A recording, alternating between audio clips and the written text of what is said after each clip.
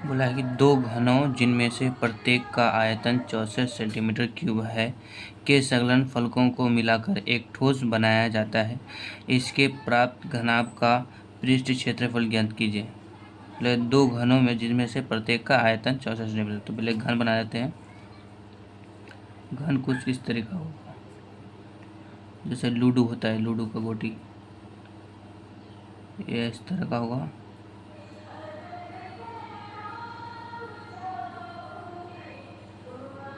दो घन है, एक ये बन गया और एक घन यहाँ बन गया।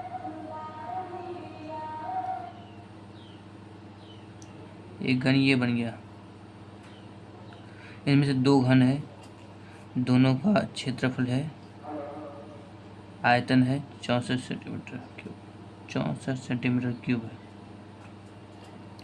तो हम लोग को पहले से बताया घन का आयतन। घन का आयतन, ये आंसर है। घन का आयतन क्या है? भुजा क्यूब। घन का आयतन भुजा क्यूब बराबर क्या है? 64 सेंटीमीटर क्यूब दिया हुआ है। तो ये भुजा क्यूब है, तो क्यूब को उस पार ले गया तो ये मूल घन में बदल जाएगा। किसमें? मूल घन में। भुजा को उस पार में आएगा तो मूल घन में बदल जाएगा। तो भुजा बराबर कितना हो जाएगा? 64 का एलसीएम करोगे तो 4 के 4 चौक 16, 16 चौक 64, 4 के बारे में आएगा। ये 4 हो गया। और दूसरा को हम लोग करते हैं, इसको अब योग करते हैं, जोड़ते हैं।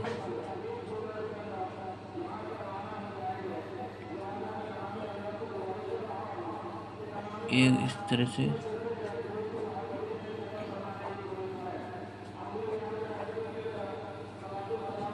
इसको जोड़ दिए, दोनों को जोड़ दिए। तो यहाँ से यहाँ तक पहले कितना भुजा कितना था? ये 4 निकला था, ये 4 निकला था। अब जब यहाँ से यहाँ तक दोनों को लंबाई जोड़े तो लंबाई बढ़ जाएगा, 8 हो जाएगा। 4 और 4 8 हो जाएगा। और ये तो सेम ही रहेगा, 4 ही रहेगा, ये भी 4 रहेगा। तो हम लोग लंबाई क्या होगा? लंबाई मतलब L बराबर 8 और ये ऊंचाई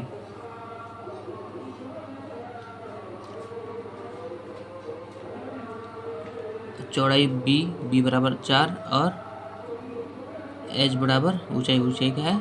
4। ये इतना दिया हुआ है। हम लोग इसको कुछ नहीं करेंगे, इसका घनाभ का पृष्ठ क्षेत्रफल निकालेंगे। बोला है क्वेश्चन में, पहले बोला है घनाभ का पृष्ठ। तो घनाभ का पृष्ठीय क्षेत्रफल बराबर होता है 2 into LB plus BH plus HL। 2 into L का मान कितना है? 8 इंटू B का मान कितना है? 4 प्लस फिर B का मान 4 इंटू H का मान 4 प्लस H का मान दिया हुआ है 4 इंटू L का मान 8।